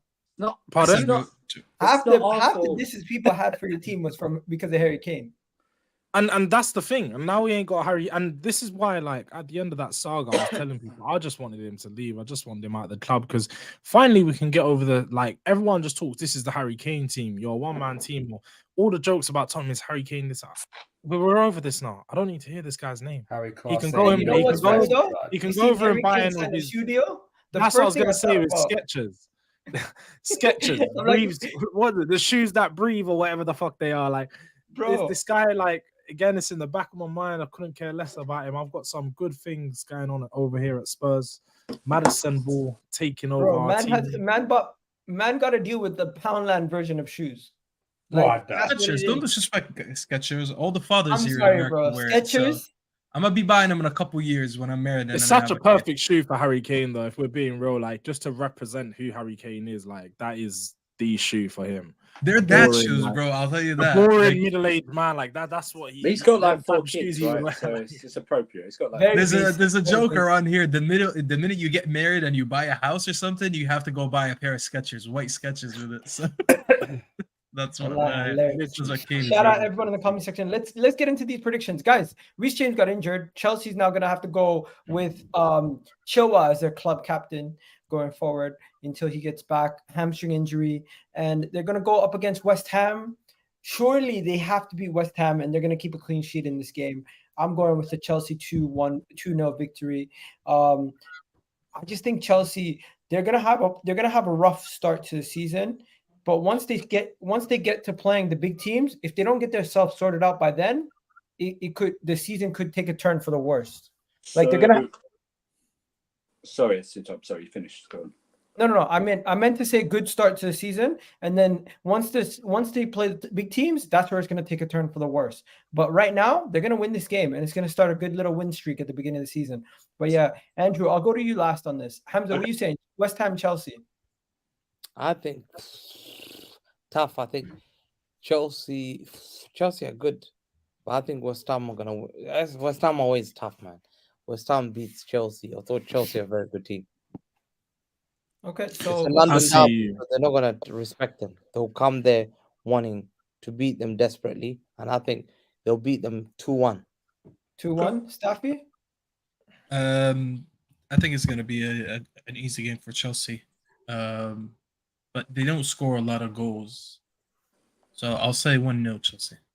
Does anyone have anything to say on Reece James' injury, or you guys are kind of like, it is what it is? It's just Inevitable. we all know it happens now. You just Inevitable. expect it. The one thing I would say is very silly from Chelsea to make him Captain. And now it's Yeah. shown, 100%. We all spoke about it how- last week. Andrew Like, called it. He how- said, "I want to know who's third captain." Because they're Like arguing. literally, I that's said, what yeah, I like, and that's what most clubs would do. Like, how silly? And can can you I be add to put one a player further?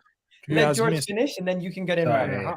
How silly can you be to put a player that's had over 80 games out in the past 3 or 4 years? He's constantly on the sideline, and look, I think he's a world-class player.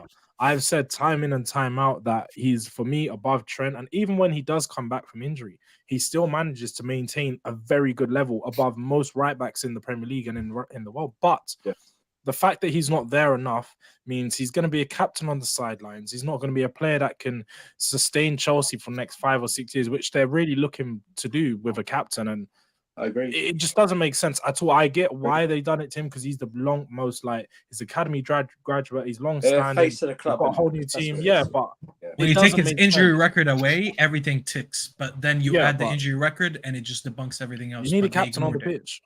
I would have gone for Thiago Silva, even if it's his last year. I just would have done it just to get the young guys through their first. They were building for the future. I know, but what I'm Andrew, saying is just to get him.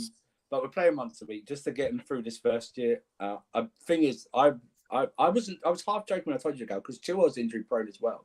So you know what I mean. It's like that's why I said. But he's being used as Who's the the right third? winger, so. Who's the third? They gave it to Thiago Silva when he was on the pitch the other week, Okay. so I don't know. I'd give it to. Listen, I might sound mad. I'd give it to Enzo Fernandez. Bro, Wallahi, I was gonna say that. I I'd waited give it for you to 'cause- finish the sentence. I was about to tell you that. I'd give it to him Because he's basically your captain, but he I doesn't think- speak. Yeah, he's also. I don't most know talented his player. English. I was gonna say his lack of English might be the only reason why Yeah. he couldn't be. But I've But he's seen the him, most bro, talented, and isn't he? He's the most not just the talented. talent, Andrew. Yeah. His body language on the pitch. Yeah. He has He's a a leader's fighter. body language. He's a fighter. I see him talking when he has to. I see Yeah. him yelling at his teammates when he has to.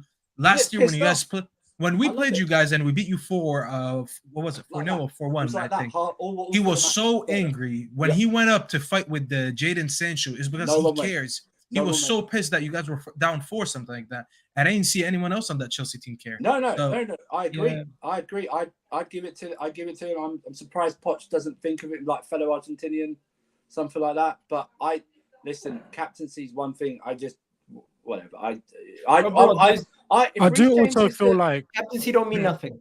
I But feel if like Reece I James- do feel like I'd Thiago make Reece Silva is the James- leader of the dressing room regardless. I feel like Yeah, he's yeah, the player that's yeah. going to be leading the team Yeah, and regardless. on the This is a pitch- leader without the arm. He's the man who they all look to for advice. He's Yeah, gonna I be would. the man that they I all would. look to. I'd do Reece. If Reece, I heard what you said, Staffy, and I disagree, but on the actual, if Reece James is done, but if Reece James is not done, I'd make him earn the captaincy. I'd say you have to play a certain number of games over the next 2 years for you to earn that captaincy, because he has to show consistency in starting, and he doesn't. And That's what we did with Gerrard. Right, Yeah, but because he had injury. I think he had injuries early on, right, when he first started for Liverpool. Yeah, he did. Yeah, that's the point. But I would even now, I would take Reece James away, and I would do a full medical thing on him. What is wrong? And if it's surgery, I'd force him to get it, because we had this with Kante for 5 years. We've had this with Kante. I don't want another Kante. And he's 23. This is not a good. You know what? I think one of my things that I said at the beginning of the season when we did our little predictions, bold predictions, was that Malagusta will outplay Reece James because of injury. I agree. He's a good player. He's think- not a bad replacement at all. By the way. He's a very good replacement. I'll tell you something. He is better than both the right backs that I have in United. And so for Chelsea to have 2 right backs that are better than any right back we have, that says something. And I think people underestimate his defensive. He's so good, bro. He's so good. And I'll tell you something. If he plays well, I promise you, Chelsea fans will get over Reece James soon, because he will be injured a lot. That's why, and they'll get over him because of Gusto. That's why they will get over him. I'm not they really will get over him. stressed I at the promise you. moment, because we got unlike last year when we had like a broken down Aspie to play there. But if you got someone who, and I love Aspie, he's a legend, but he was done. That's now a we got someone legend, to come in. yeah. So hopefully. Okay, let's do predictions. I just want to hear predictions. I'm going for 2-0 Chelsea. I think Hamza's gone for West Ham draw. West Ham Chelsea draw, right, Hamza? Yeah, who? You West went Ham for a draw, right? He said West Ham will win. West Ham will win 2-1. Okay, what are you saying, Staffy? Who you like? I said 1-0 Chelsea. Okay, Ram 2-1 Chelsea. and George. I'm going 1-0 Chelsea. I just don't think they have enough goals in them, but Andrew? they'll get over the line. Exactly. Yeah, I agree. The only part that really I'm question mark over, apart from the goalie a little bit, is the attack, because I don't know how clinical they are. We should have beaten Liverpool in the end, but I'll go 1-0 and just 1-0. I think you'll play like a pretty Thank quick ball. It's Allison going to be a for good We're game. going to We save just have Tottenham to Man score. United for last, because there's so much we Loads got of to cover. chances, but not clinical. But we're going to get into Man Thanks, City Ali. and Newcastle quickly. There's no Newcastle rep, but anyone in the comment section who's a Newcastle fan, please do chime in. Let us know what your thoughts are. Man City versus Newcastle. I think this is going to be a high-scoring game. And guys, this is 8 o'clock Saturday, prime time.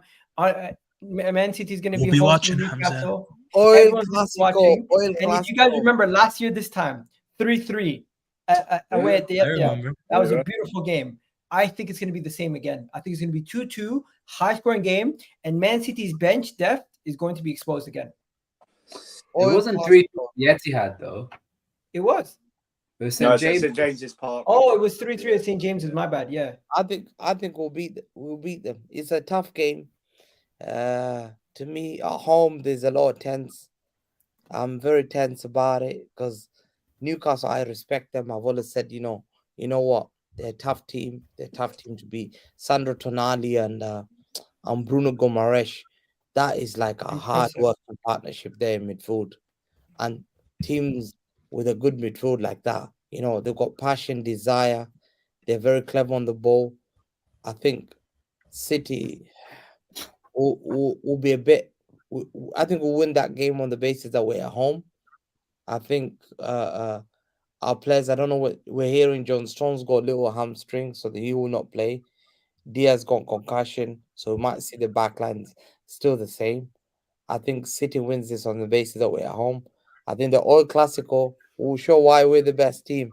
The all clubs with the big giants. We'll beat them 3-1. What is this? Oil Club friends. Woo! What is this? 4-2. No, All You guys Clasico. always do this. Hamza, you're such a sad man. No, we'll beat them. We'll beat them comfortably. There we go. 4-2. 4-2. All this monologuing about how we're like distant friends. We're like from the thing same is- crop. Bro, he was twerking for Chelsea the other day. You're twerking, man. What's wrong with you? No, You're gonna hate them. You are going to hate them.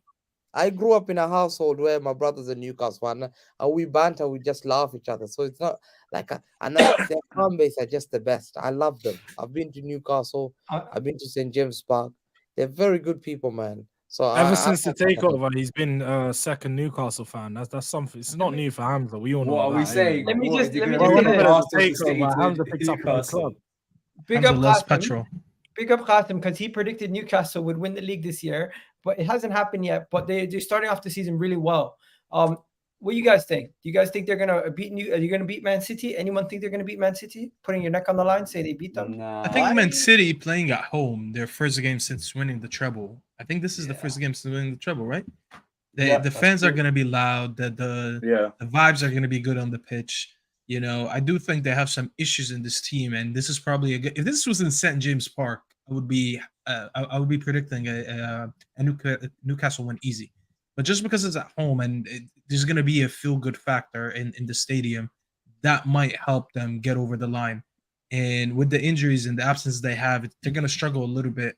But I'm going to go for a draw, me personally. I'm going to say a 2-2 just because I think Newcastle are a little bit brave. They're going to come off like a very good win last week where they beat Villa 5-1.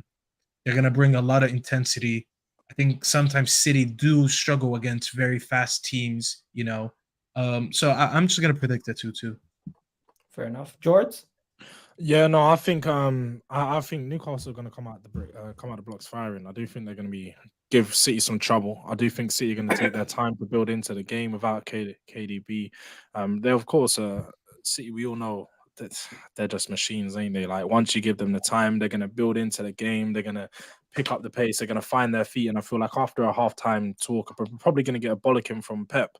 They're going to come out and they're going to take away the game. But I do think that Newcastle are going to go 1-0 up. I do really think they're going to come out of blocks. They're going to score early and they're going to give City some trouble. But City always do what City does, man. And that's get the job done. Fair enough. And everyone gave their predictions on this game. Andrew? So I watched that game last night, and I don't know if Hamza agrees with me. I thought Sevilla's wingers, especially left one, roasted Kyle Walker alive last night, and I think Newcastle are a better side. I think Newcastle are going to beat you 3-2 at the weekend, and they're going to go 3-1 up in the game as well. So but that doesn't mean I still don't think you'll win the league because you always start slow. You lost 5-2 to Leicester one season and won the league. So, and also I think last night's game is energy sapping as well. Athens is boiling this time of year as well. And I know you didn't go to extra time, but I think Newcastle are good enough to beat you. Yeah, Hassan. Yeah. What team do you support? Greatest club of all, man. Newcastle United. And how long have you supported Newcastle for?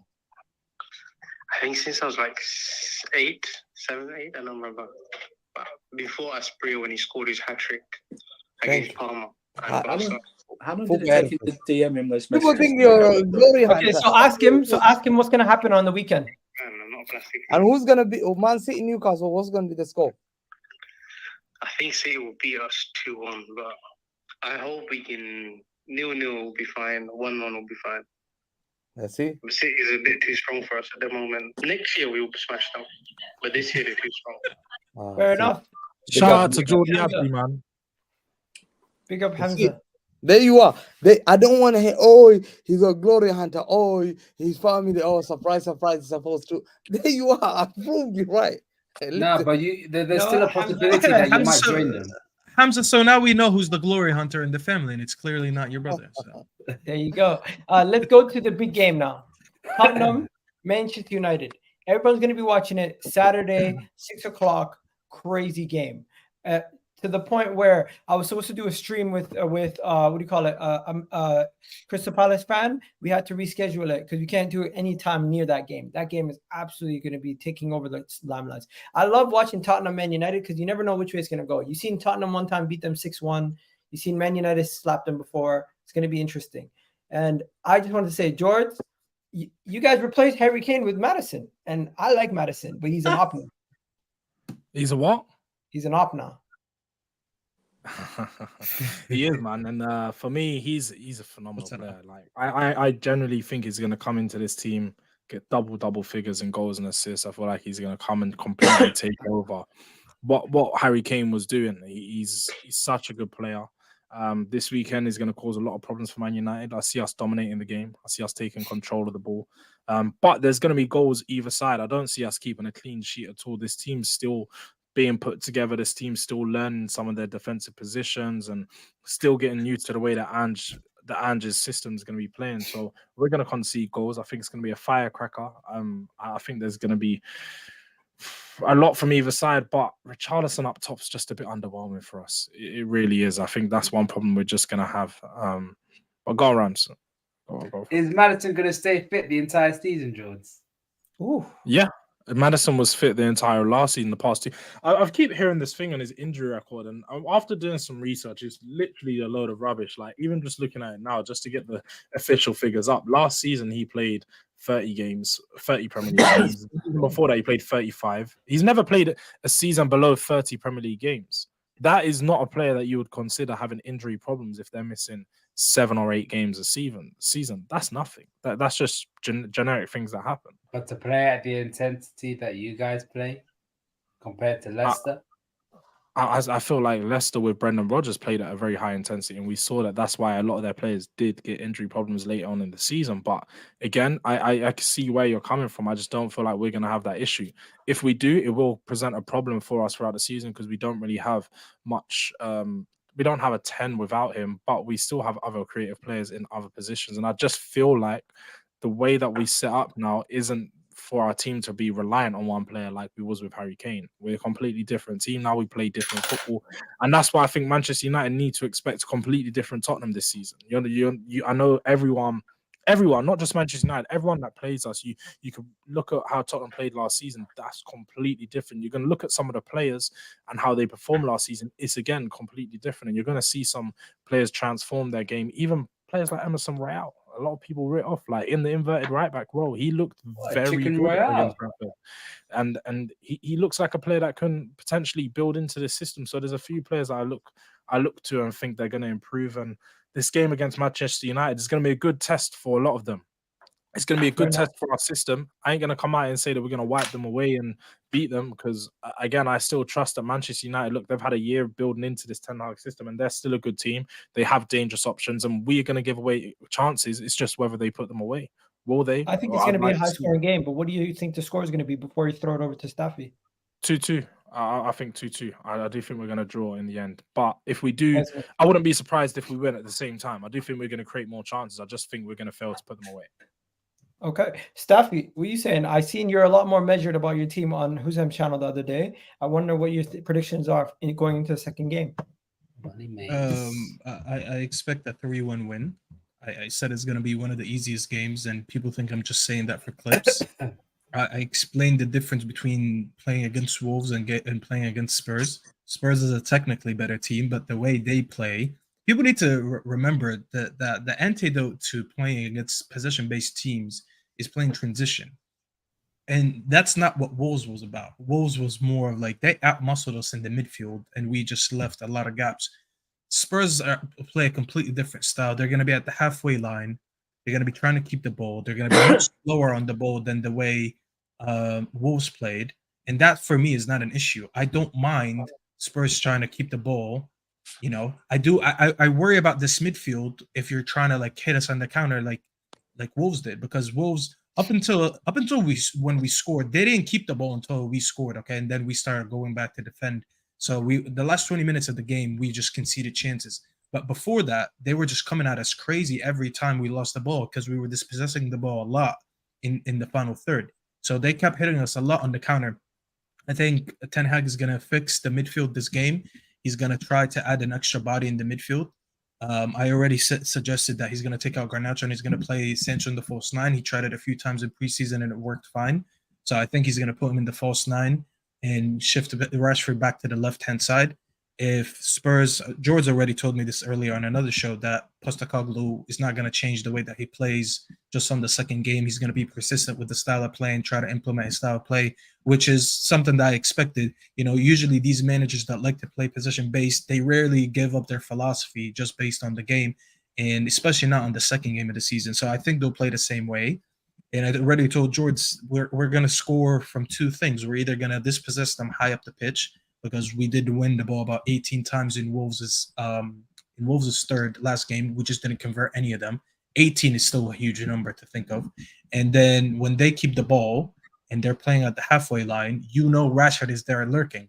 You know, you have Bruno in the team who loves playing these long diagonal passes, and you have Rashford who's going to be making these runs.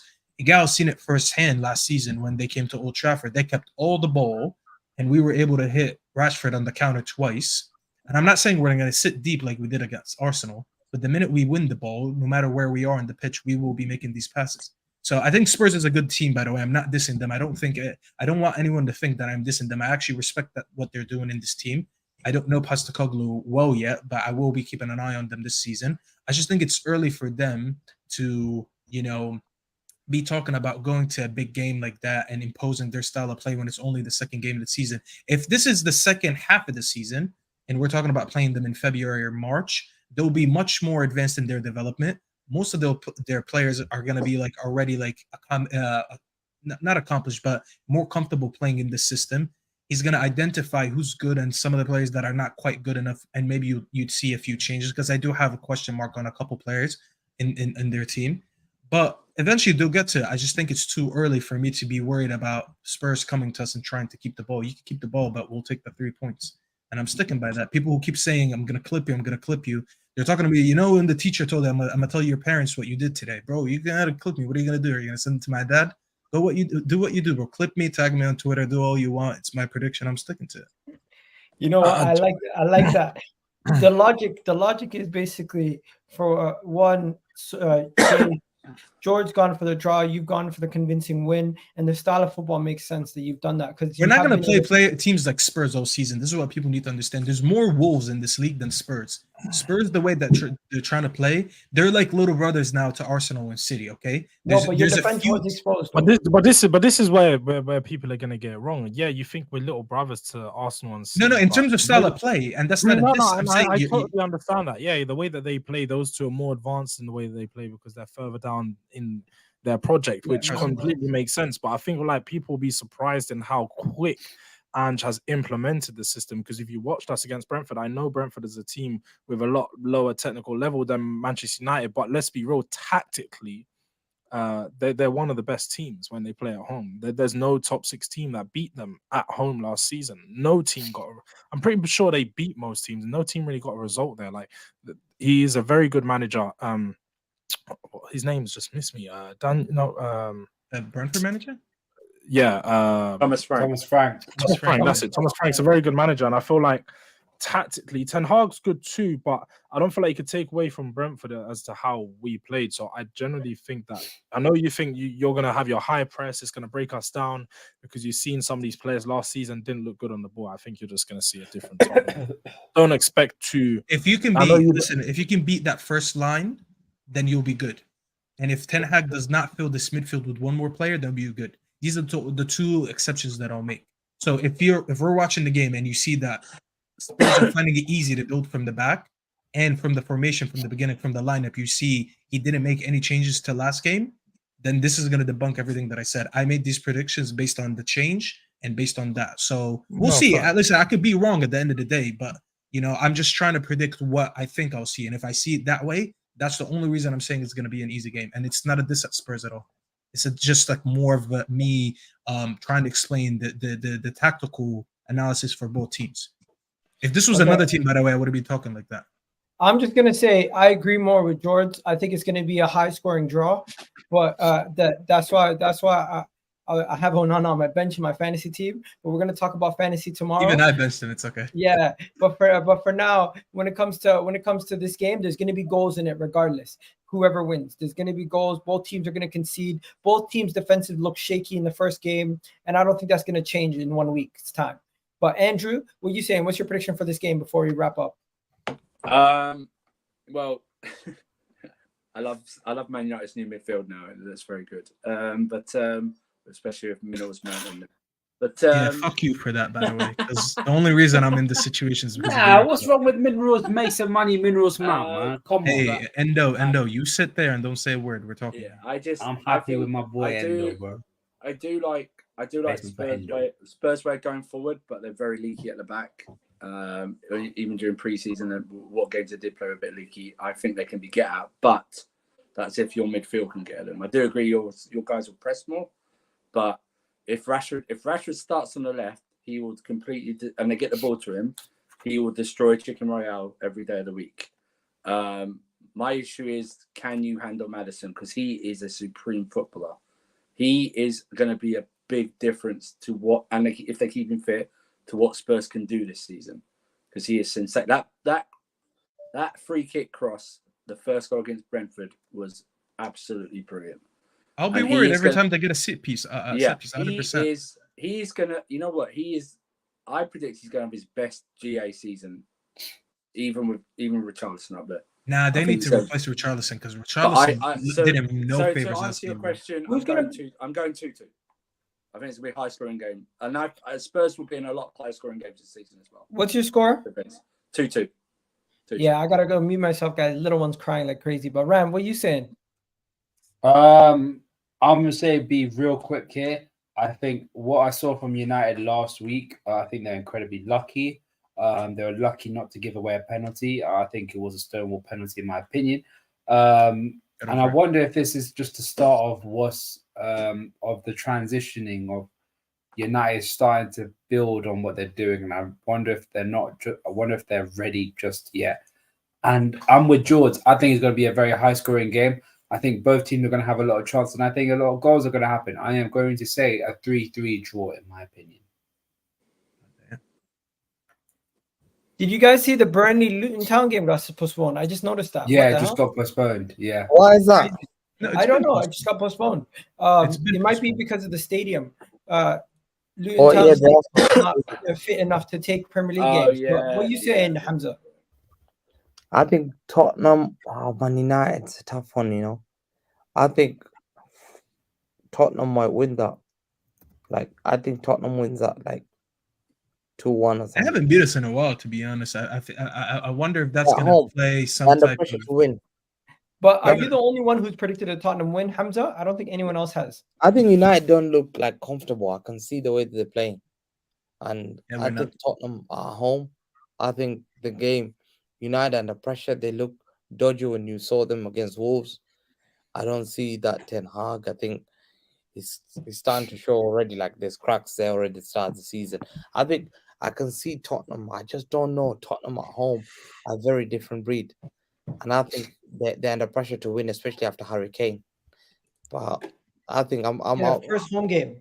Yeah. When's the last time you guys beat us? I don't see us losing. When's the last time you guys beat us at home? Because I remember when we beat you guys for the El Sacico, and then what's his name? What was the Portuguese manager's name? Nuno Espirito Santo. Espirito Santo got sacked over Ole. That was the one time I was pissed that we beat them. I wanted to lose so bad that game, and then we beat them. It might have been the drew last year. No, but then we would have never got the Wolves loss, and that was Ollie's best album. The Wolves lost. I mean, the Watford lost when he lost 4. The one we Watford, yeah, when he got the one that he got sacked to. That was the best loss ever. Because I remember I was at the Terry studio and Terry was losing his shit. I celebrated these goals. I'm not gonna lie. I'll never forget that day. It was my first day in my new apartment, and I was sitting on the floor building furniture. I didn't even have furniture yet. The only thing I had in front of me was a TV. I was celebrating these goals because I knew it was over. I was like, "Yeah, this guy's gone." Everyone gave their prediction though for the game, because I just want to wrap up. Yeah, I think so. Yeah. I was gonna talk about Greenwood, but is it even a point to talk about him? Because let's be honest. If this was any football club in the world, they would probably still employ him or transfer him or do something with him. Yeah. And football is just like this. This is football nowadays. I was kind of surprised yesterday, but now I'm just like, let's be honest. If Manchester United released him tomorrow, he gets signed by another club. Yeah, if he wasn't talented, he would have been released already. We all know that. So, you wouldn't, yeah. What you think? If he wasn't talented, he would have got released. If he wasn't talented, I think that's the opposite. I think they're worried if they release him right now that someone else is going to pick him up and he's going to be starting. Egal, I'll ask you, what happened to Ched Evans when he got charged? I don't know. He got sacked by City. That's slightly the only difference is that went to a case. He was. Yeah, that is very different. I know it's very different, but it's like I'm not defending the guy. Yeah. I'm just merely saying, do you guys think football in today's world, if Greenwood was to be released by Manchester United, somebody else will pick him up today in a heartbeat? Sadly, I think so. Probably not in the Premier League, because no one in the Premier League. I'll tell you something. He'd go away for 4 years and then come back again because he's only 21. Do you know what I mean? He'd go away, not everyone forget, and then he'll be back because no one would have thought about him. Yeah, be back. Staffy, you have anything to say on this? Because it is. No, I don't like talking about this topic. It's actually very sensitive to a lot of people. I have my perspective. People have their perspective. So I never want to say anything to offend anyone, you know. So let's just keep it about football and, you know, this personal stuff. Let's keep it away, you know. That's why I kept it to the end. Big up, everyone. Trigger warning. Hopefully you guys enjoyed the video, though, and have yourselves a wonderful day. I'm out of here. Big up, George, for coming on. Thank you for jumping on for the first time in a long time. Staffy, link to his channel is there. Casual TV, links to Casual there for Andrew. Hamza Talks Ball, links there. His watch-alongs are hilarious. He takes off a shirt every goal. And then we got Ram. Big up Ram also. Have a good one. We're out of here, people.